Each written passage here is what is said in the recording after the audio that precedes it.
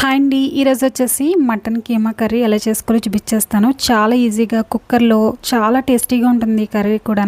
ఎలా చేసుకోవాలో చూసేద్దాము. ఇది చపాతీ అలాగే రైస్లోకి చాలా టేస్టీగా ఉంటుందన్నమాట. ఒక్కసారి నేను చెప్పినట్టు చేయండి, మీ ఇంట్లో వాళ్ళందరూ ఈ కూరకి ఫిదా అయిపోతారు అనమాట. ఇప్పుడు ఎలా చేసుకోవాలో చూసేద్దాము. నేను ఇక్కడ వచ్చేసి 1/2 కిలో అయితే కీమా తీసుకున్నా. ఆ తర్వాత శుభ్రంగా కొంచెం ఉప్పు పసుపు వేసుకుని 4-5 సార్లు వాష్ చేసేసుకుని పక్కన పెట్టుకున్నాను. ఇప్పుడైతే కొంచెం నూనె వేసుకుని ఒక 3 స్పూన్స్ దీంట్లోనే వచ్చేసి ఆనియన్స్ సన్నగా చాప్ చేసినవి 1 కప్ అయితే వేసుకున్నాను. ఆ తర్వాత ఒక 3 పచ్చిమిర్చి వేసుకుని బాగా ఫ్రై చేసుకోవాలి.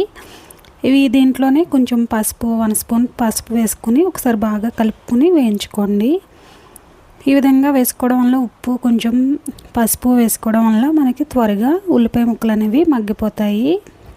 చూస్తున్నారు కదా, ఇక్కడ మనకైతే ఉల్లిపాయ ముక్కలు అయితే మంచిగా మగ్గిపోయినాయి. ఇప్పుడైతే అల్లం వెల్లుల్లి పేస్టు ఒక 2 స్పూన్లు అయితే వేసుకోవాలి. కొంచెం అల్లం వెల్లుల్లి పేస్ట్ ఎక్కువే వేసుకోవాలి, ఎందుకంటే మటన్ కీమా కాబట్టి మనకి మటన్ కీమా అనేది ఈ అల్లంలో బాగా ఉడికితే టేస్ట్ అనేది చాలా బాగుంటుంది. అలాగే త్వరగా కూడా మటన్ కీమా అనేది ఉడికిపోతుంది అన్నమాట. ఈ విధంగా మటన్ అంతా వేసేసుకుని ఒకసారి బాగా కలుపుకోండి. ఈ విధంగా కలుపుకుంటూ మనమైతే మూత పెట్టుకోవాలి. మూత పెట్టుకుని మనకి వాటర్ అనేది రిలీజ్ అయ్యేంత వరకు మనమైతే మధ్యలో కదుపుకుంటూ వాటర్ అనేది ఈ మటన్ అనేది చక్కగా ఈ మటన్ కీమా అనేది ఈ అల్లం వెల్లుల్లి పేస్ట్లో బాగా మగ్గాలండి. మనకి ఈ విధంగా వాటర్ అనేది చూస్తున్నారు కదా, ఈ విధంగా 3-4 టైమ్స్ మూత పెడుతూ తీస్తూ ఈ విధంగా కలుపుకుంటూ ఉండండి. మధ్యలోని అడుగు పట్టకుండా ఉండేలాగా చూసుకోండి. ఇప్పుడు ఇది రెండోసారి అండి ఈ విధంగా కలుపుకోవడము. అలాగే ఇప్పుడు వచ్చేసి దీంట్లోని మనమైతే కొంచెం ఈ విధంగా మగ్గుతుందనమాట. కొంచెం ఆయిల్ అనేది పైకి తేలాలన్నమాట. అప్పటి వరకు మగ్గించుకోండి.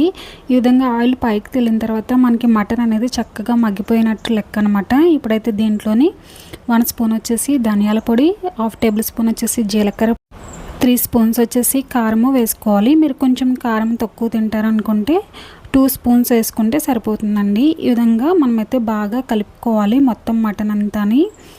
ఆ తర్వాత వచ్చేసి దీంట్లోని గరం మసాలా కూడా 1 టేబుల్ స్పూన్ వేసుకోవాలి. అలాగే గరం మసాలా వేసుకున్న తర్వాత ధనియాల పొడి కూడా 1 టేబుల్ స్పూన్ వేసుకుని ఇప్పుడు మొత్తం ఒకసారి బాగా కలిపేసుకోవాలి. దీంట్లో అయితే 1 గ్లాస్ వాటర్ వేసుకోవాలి. బాగా కలిపేసుకుని లాస్ట్లో కొంచెం కొత్తిమీరను కూడా యాడ్ చేసేసి ఇప్పుడైతే మూత అనేది పెట్టేసుకోవాలి. మనమైతే ఈ మూత పెట్టేసుకుని ఒక 7 విజిల్స్ వచ్చేంత వరకు విజిల్స్ అయితే వేయించుకోవాలండి. ఇప్పుడు టేస్ట్ సరిపోయిందో లేదో అన్నీ ఒకసారి చెక్ చేసుకుని ఆ తర్వాత విజిల్ పెట్టేసుకోండి. ఇప్పుడు మనకి చక్కగా ఒక 7 విజిల్స్ వచ్చిన తర్వాత చూపిస్తున్నాను. ఈ విధంగా మనకి చక్కగా ఉడికిపోయింది. నూనె కూడా పైకి తేలింది కదా, కర్రీ అనేది మనకి రెడీ అయిపోయినట్టే. చాలా టేస్టీగా ఉంటుంది ఈ కర్రీ అనేది. ఒకసారి రైస్లోకి అలాగే చపాతీలోకి అలాగే మనకైతే బిర్యానీ, వెజ్ బిర్యానీ అలాగే బగారా రైస్ దేంట్లోకైనా కాంబినేషన్ అయితే చాలా బాగుంటుంది. ఒకసారి చేయండి ఈ విధంగా నేను చెప్పినట్టు. చాలా అంటే చాలా టేస్టీగా ఉంటుంది. ఇప్పుడు మనకి కర్రీ అయితే ఇలా దగ్గరగా ఉడికిపోవాలన్నమాట. నీళ్ళు అనేది కొంచెం తక్కువ వేసుకుంటే మనకి మగ్గిస్తాం కాబట్టి ఎక్కువసేపు మనకి ఈ విధంగా మగ్గిపోయి ఆయిల్ అనేది పైకి తెలియనంత వరకు ఉడికించుకోవాలి. ఒకవేళ కొంచెం వాటర్ అనేది ఎక్కువగా ఉంటే మూత పెట్టేసి ఒక 2 విజిల్స్ వచ్చేంత వరకు దగ్గరకు వచ్చేంత వరకు ఉడికించుకోండి. అంతే అండి, మటన్ కీమా కర్రీ రెడీ అయిపోయింది. ఒకసారి ట్రై చేసి అలాగే మన ఛానల్ ఫస్ట్ టైం చూసినట్లయితే ప్లీజ్ సబ్స్క్రైబ్ చేసుకోండి. అలాగే మీ ఫ్రెండ్స్ అండ్ ఫ్యామిలీకి కూడా ఈ వీడియోని షేర్ చేయండి యూస్ఫుల్గా అనిపిస్తే. అలాగే మరొక మంచి వీడియోతో మళ్ళీ కలుసుకుందాం. Thanks for watching.